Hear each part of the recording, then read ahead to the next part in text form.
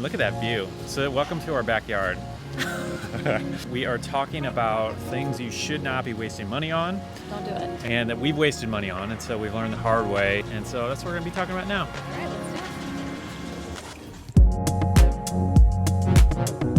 it. All right, so I am married to a gal who there's no way I could tell her not to buy clothes. She just really likes clothes shopping, and that's fine. And I could get by with just buying the same thing and just wearing that same thing over time. I've actually tried to do this. I like the variety. I haven't succeeded yet, but anyway, our marriage would not work if I said, honey, you cannot buy clothes. So we've adapted, we've adjusted, and we've made room in our budget for that. But within that, there are some smarter things that we can do to kind of minimize the expense. Like, what has worked for you? Gosh, I have so many ideas on this. Well, great, fire away. Because I have lived in a budget with this for 14 over a decade, years. yeah.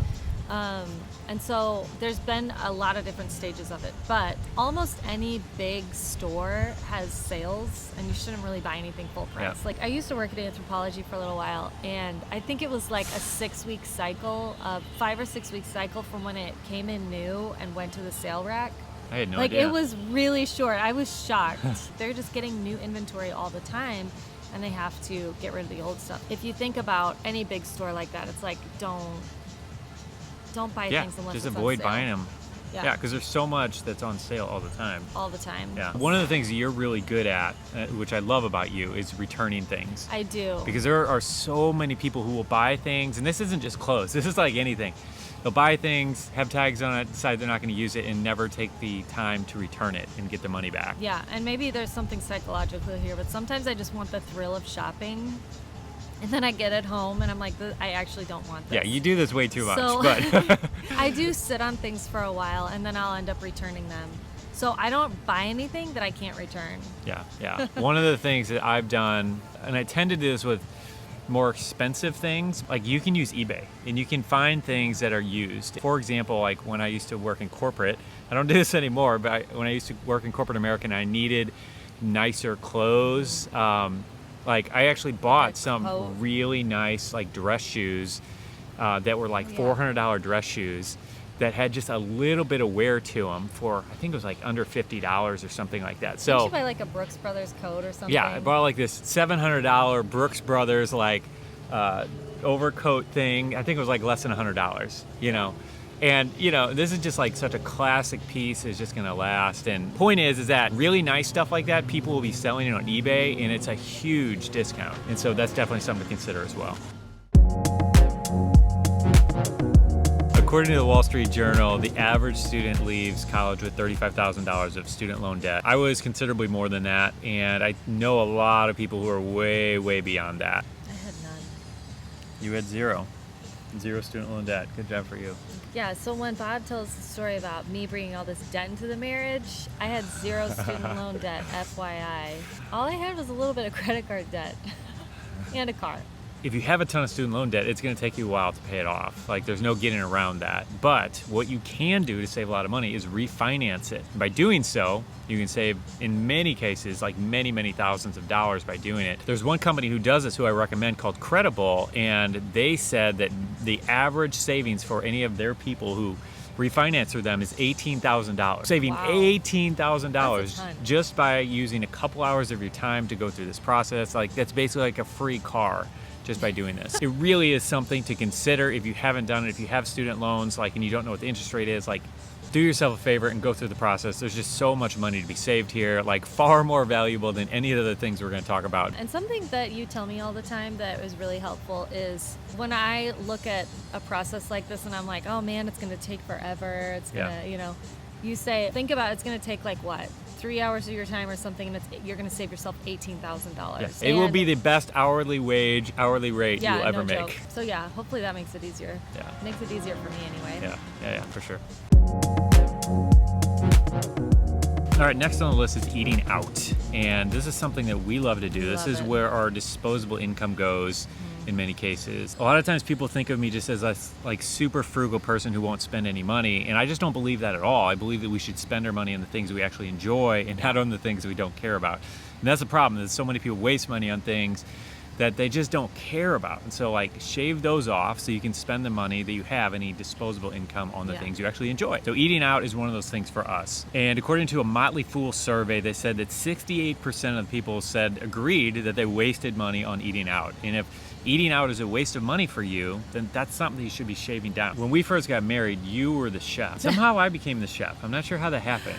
Well, my mom was a really good cook. Yeah, your mom is a good cook. And I was trying to follow in her footsteps. But you just really get excited about anything that I'm excited about. And so you just went in there and kind of took over. And then I started burning things, and it just kind of... I've burned a lot of things too. But anyway, yeah, if you could just learn how to cook 7 to 10 meals at home that are really good. Like spaghetti, come on. Like, if you can just do that, like, you can save so much money. And one thing I like to do is when I go to a restaurant and order a meal, I'll go home and I'll be like, all right, how can I recreate that meal? Like, how could I create that? And a lot of times it's not that difficult. And if you're at an amazing restaurant with amazing chefs, you know, it might be difficult. But a lot of times if it's like a chain restaurant, you can even find the recipe online half the time, you know, or a copycat version of it. You can kind of create some of your favorites at home. Or another trick is find a recipe that you're like, man, this sounds so good. Sometimes you're like, this is so fun because you're like so excited about the finished product. You can make make this meal for a bunch of your friends or whatever, and then it's like a meal that's in your repertoire now. Once you make it the first time, it's easier the next time. Oh yeah, absolutely, so much easier. There are so many recipes that we found that we love that actually are really quick recipes and just don't take that much time. And anyway, point is you can just save tons of money if you can just find a handful of recipes you can make on a regular rotation at home and save all that money. All right, next on the list is credit card interest. And in that same Motley Fool study, 19% of people said they wasted money on credit card interest, which I think if you're paying it at all, you're wasting money because it's so insanely expensive. And this is another one of those things that we can't all pay off our credit cards instantly overnight and save that money, but we all can refinance. Again, it's the same thing. So you can do a balance transfer and move, you know, those balances from one credit card to a next. And so you might be getting 20% interest rate and be able to move to a card that's getting 5%. And again, it's going to save you a ton of money. We'll have a link in the description of some of our favorite offers that can kind of help you do that. Yeah, credit card interest to no go. No bueno. All right, so another thing I discovered in our marriage is that Linda likes coffee drinks. Like not just like normal coffee, but like the sweet. I like lattes. Sweet coffee drinks. And this isn't really a thing for me. I don't really do coffee, but she loves it. And breaking a Starbucks habit was really important for our budget. Right. Yeah, before we got married, I was probably getting like 2 Starbucks a day maybe. Oh my God, I can't even believe that. Which is why I had my credit card dead. Anyway, so I went from doing that to like, there was no money for Starbucks, and I was finally like, I have to have something. Like, I don't want a pot of coffee. That just wasn't my thing. Real quick interjection here. When we first got married, we agreed together that we were going to pay off our debt, and we hit it hard, and so our budget got super tight. Sliced, yeah. And the coffee budget pretty much disappeared. Went away. Yeah. What we did is I went to Target and I bought pretty much the cheapest espresso machine they had. The one we got actually was really good. It was a like really for $50. good one. It was like a I think it was like $30. It was so cheap. Dang. So you could do that or like French press or something. So that's what, like 4 or 5 Starbucks trips, you know, and you paid for it? And so I got that. That machine lasted me several years. Probably at least 5 years. No, closer to 10. What I did was I Googled the copycat recipe for whatever drink you were drinking at the time. I started making honey lattes. And So we found some copycat recipes, you know, and you got to try different ones, but we ended up finding a couple that you really liked. And you ended up liking it more, right? Yeah, because once you have control, you know exactly how you like it. And let's be real, Starbucks, they just don't care sometimes. So yeah, once you make them, it's actually so much better when you make them at home than it is when you buy them. Well, and you don't have to go anywhere. It saves you time too. Yeah, like a daily habit like that. I mean, we might be pushing 5 figures in savings at this point, you know? And I have a friend who had a serious Starbucks addiction, and she was getting at least 2 a day for sure. And she and her husband kind of went through the same thing where it was like, okay, this habit needs to like at least get brought down.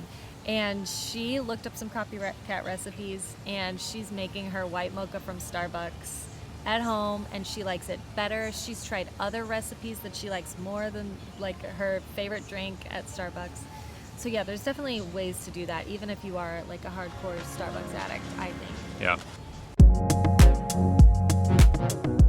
All right, next on the list is bottled water. Now, I still remember, I don't know if you remember this because we're that old. I remember when they first started putting water in a bottle and how it was like, haha, it's just like selling air, you know? And now it's like, it's so normal, you know? But we were doing that first, and then we'd go to the grocery store and fill up jugs, and we ended up getting a Berkey.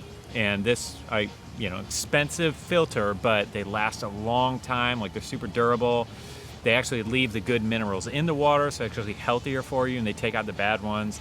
So it's just a fantastic filter that I think we both recommend. You can like stick the lake water Yeah, in you can there you can literally like dump lake water in there and drink it. It's just a really great filter. And so it's a more of an expensive cost up front, but over the long run, it's going to save you a lot of money. And the environment. All right, so if you haven't subscribed yet, that little button is right down there begging for you to tap it, and then hit the bell too so you can hear each time we come up with something new. And be sure to hit the like button so we know that you like this, and then we'll create more stuff like this. What else?